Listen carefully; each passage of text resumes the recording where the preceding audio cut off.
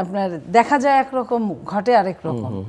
যে গণভোটটা নিয়ে এত কাহিনী, সেই গণভোটটার কিন্তু প্রথমে যদি হতে পারে এরকম কোনো মূল্যই ওইভাবে করতে হয় তাই করা। আমি যদি প্রথম থেকে বলি, গণভোটের বিপক্ষে বিএনপি ছিল এই কারণে, বিএনপি এইটার এই সংস্কারের বিপক্ষে না, যার নোট অফ ডিসেন্ট আছে দিয়ে দিয়েছিল।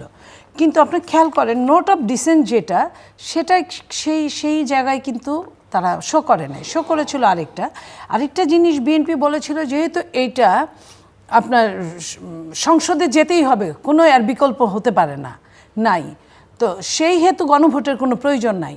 আর এই গণভোটটা যদি করে তাহলে এই গণভোটের জন্য আরেকটা গণভোট করতে হয়, গণভোটটা করতে পারবে কি পারবে না এটা করার দরকার ছিল। কিন্তু নিয়ম নীতির কোনো তোয়াক্কাই করে নাই।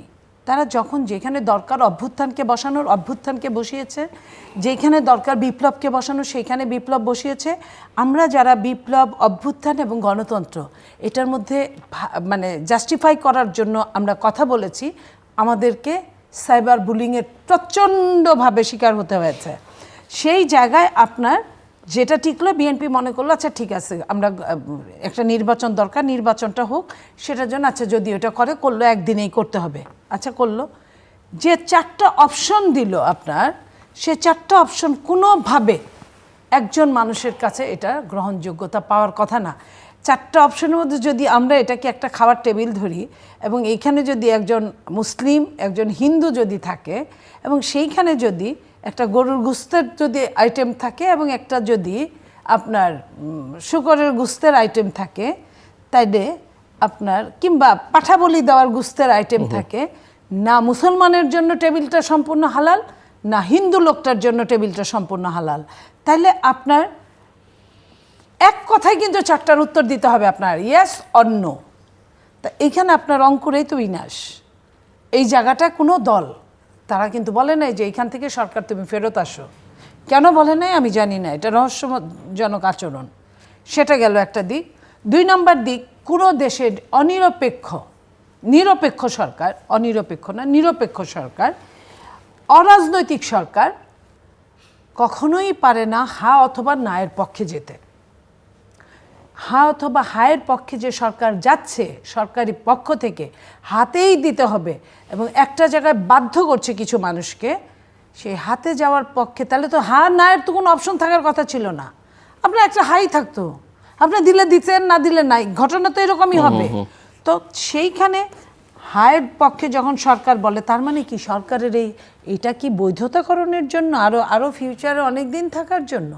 আমার কাছে কিন্তু ভালো ঠেকছে না। আপনি রাষ্ট্রবিজ্ঞানের ছাত্র, আপনি আমার থেকেও অনেক ভালো বুঝেন, যেহেতু সারাদিন আপনার রাষ্ট্রের বিজ্ঞান নিয়ে আলোচনা।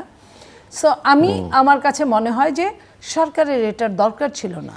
সরকার এখানে নিরপেক্ষ থাকতে পারতেন। কোথাকার কোন ইউনিয়নে, কোন পৌরসভার কোন দলের প্রেসিডেন্ট অথবা সেক্রেটারি এই নায়ের পক্ষে ভোটের জন্য বলেছেন বলে তাকে শুলে চড়ানো হবে, এটা আমি মনে করি না। কারণ আপনি নায়ের অপশন রেখেছেন।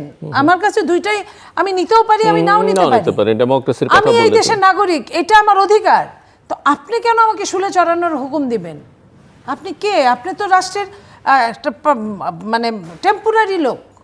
যে 5 বছরের, সেও কিন্তু টেম্পোরারি, 5 বছরের জন্যই। কোনো রাষ্ট্র তো আমাকে বাধ্য করতে পারে না। রাষ্ট্রের অন্যায় যদি কোনো কাজ হয়, রাষ্ট্র শাস্তির ব্যবস্থা করতে পারে, বাট রাষ্ট্র নিজে হার ব্যবস্থা করেছে।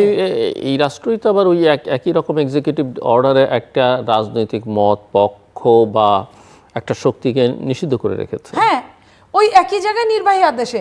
তাহলে রাষ্ট্র তো পারতো এখানে আরেকটা অধ্যাদেশ জারি করতে, প্রমাণ করা ছাড়া, কোনো প্রমাণ ছাড়া, এবং স্বীকারও করে নাই। শুধু প্রমাণ না তা না, বিদেশে যখন প্রশ্ন করা হয় রাষ্ট্রের কর্ণধারকে, তখন বলে এটা স্থগিত।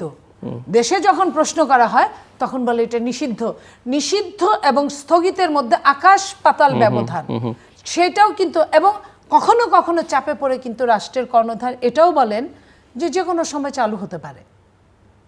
এই যে 3 রকম কথা বলা, রাষ্ট্র যখন জনগণকে বিভ্রান্ত করার জন্য চরমভাবে মাঠে নামে, তখন তো ওই জনগণের ভালো কিছু হতে পারে না। জনগণ যে নেগেটিভে যাবে সে তো সত্যিও বলতে পারবে না। কারণ আমি দেখলাম কোনো একটা দলকে বাধ্য করা হয়েছে, কোনো একটা দলের নেতা বলেছে যে হ্যাঁ হাই দিবে, সে কিন্তু কনফার্ম না, কনফিউজ। সে কনফিউজ নিয়েও ইলেকশনের আগে কোনো দ্বন্দ্বে জড়াতে চাচ্ছে না। এই যে ভেতরে মানুষের মনটা রহস্যজনক, আপনি আমার রহস্যতার জায়গায় যদি আঘাত করেন, আপনি নিশ্চয়ই সেখান থেকে পজিটিভ কিছু পাবেন না। যদি পান, ওই যে কয় না যে তোমার মারতে চাই, কয় যে কয়টা খাবা, কয়েকটাও না, কয় যদি বান্দা মারি, কয় পুরাটাই। তো আপনি এখানে বান্দা মারতেছেন। বান্দা মারলে আপনি কি হবে? আপনি যখন ছাড়বেন, কখনো না কখনো এই বান্দা মারার জন্য আপনাকেও কিন্তু মাসুল গুনতে হবে।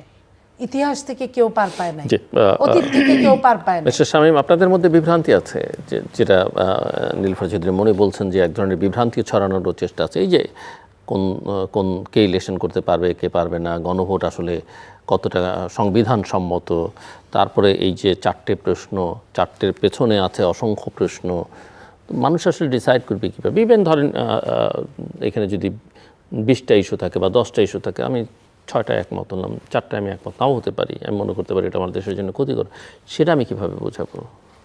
প্রশ্নটা অনেক জটিল, এত জটিল একটা প্রশ্ন যে এইটা। এবং ধরেন আওয়ামী লীগ ক্ষমতায় থেকে অনেক অন্যায় করেছে, সীমাহীন অন্যায় করেছে, কিন্তু সীমাহীন অন্যায় করলে তো আপনি আদালত কর্তৃক প্রমাণ করে তাকে নিষিদ্ধ করেননি বা তার কার্যক্রম স্থগিত করেননি। অপরাধী যারা, তাদের বিচার এখনও আপনি সেই অর্থে করতে পারেননি, কেবলমাত্র 2-4 জনের বিরুদ্ধে রায় হয়েছে। এর বাইরে আপনি একটা, তাদের তো সমর্থক গোষ্ঠী আছে, ভোটার আছে, এবং তারা কোটি কোটি বা লক্ষ লক্ষ, আপনি কি তাদেরকে বাইরে রেখে নির্বাচন করতে পারেন কিনা, এবং তাদের স্পেস আসলে কোথায়?